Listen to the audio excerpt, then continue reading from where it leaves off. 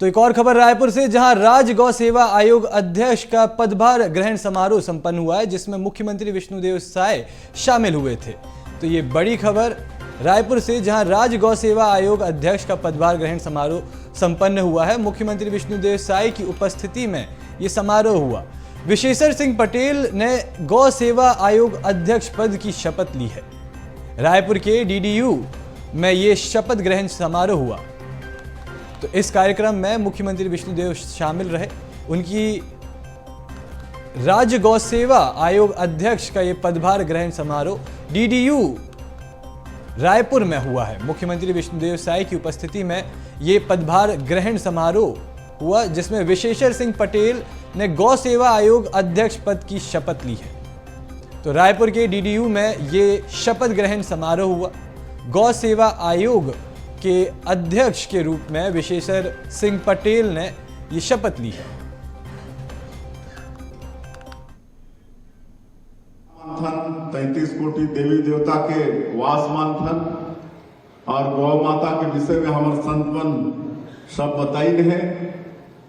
अनमोल प्राणी माता तो ही है, 33 कोटि देवी देवता के वास है, लेकिन ऐसा प्राणी जेकर मल मूत्र सब चीज उपयोगी है, ऐसा कोई दूसरा प्राणी नहीं है पूरे ब्रह्मांड में जेकर सब चीज मनुष्य के लिए उपयोगी हो।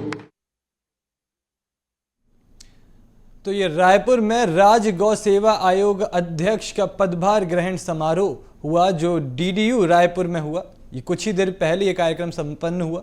इसकी आप तस्वीरें देख सकते हैं अपनी स्क्रीन पर, जिसपे CM विष्णुदेव साय और तमाम नेता, कैबिनेट मंत्री उनके साथ मौजूद रहे। मुख्यमंत्री विष्णुदेव साय की उपस्थिति में ये पदभार ग्रहण समारोह हुआ, जिसमें विशेश्वर सिंह पटेल ने गौ सेवा आयोग अध्यक्ष के पद की शपथ ली है। रायपुर के DDU में ये पूरा समारोह आयोजित हुआ। तो इसी खबर पर और जानकारी के लिए मेरे साथ मेरे सहयोगी अविनाश जुड़ चुके हैं। अविनाश, राज्य गौ सेवा आयोग अध्यक्ष के पदभार ग्रहण समारोह में CM विष्णुदेव साय शामिल हुए, साथ ही इसमें विशेश्वर सिंह पटेल ने गौ सेवा आयोग अध्यक्ष पद की शपथ ली। इस गौ सेवा आयोग से किन किन चीजों में तेजी आएगी, इस पर क्या अपडेट?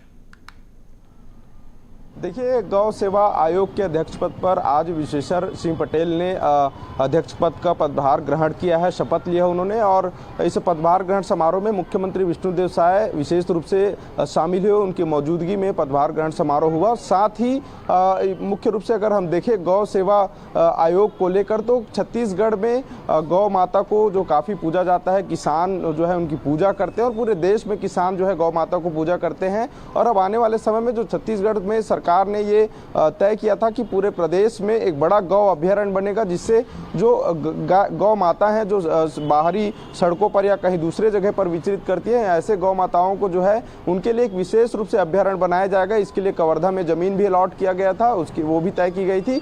तो अब इस आयोग के अध्यक्ष पद बनने से अब अध्यक्ष बन गए हैं, तो कहीं ना कहीं गौ अभ्यारण्य की दिशा में एक बेहतर कार्य किया जाएगा। इसके साथ ही जो गौशालाएं होती हैं, उन गौशालाओं की स्थिति और भी ज़्यादा बेहतर होगी। अभी छत्तीसगढ़ में 125 गौशाला हैं। आने वाले समय में और भी गौशाला बनाने की प्लानिंग जो है यहाँ पर की गई है। इसके साथ ही अगर हम बात करें तो जो प्रत्येक गाय के लिए 25 रुपये गौशाला में जो खर्च दिए जाते थे, उसे बढ़ाकर सरकार ने 35 रुपये किया है। तो कहीं ना कहीं गौ संरक्षण की दिशा में सरकार अब अहम कदम उठा रही है। और जिस तरह से छत्तीसगढ़ में गौ तस्करी के मामले सामने आ रहे थे, उन मामलों पर भी एक बड़ा लगाम लगेगा, क्योंकि गौ सेवा आयोग के अध्यक्ष पद की नियुक्ति हो गई है। और अब इसमें जिला स्तर और ब्लॉक स्तर पर जो है विकासखंड स्तर पर अलग अलग समितियां बनाई जाएंगी, जिससे गौ रक्षा अधिक से अधिक हो सके और साथ ही गौ अभ्यारण्य की दिशा में एक बेहतर कार्य हो सके, ताकि गौ माता की रक्षा हो सके। और उसको पूजा जाता है तो कहीं ना कहीं किसानों को भी ये काफ़ी लाभ होता है इससे। साथ ही इस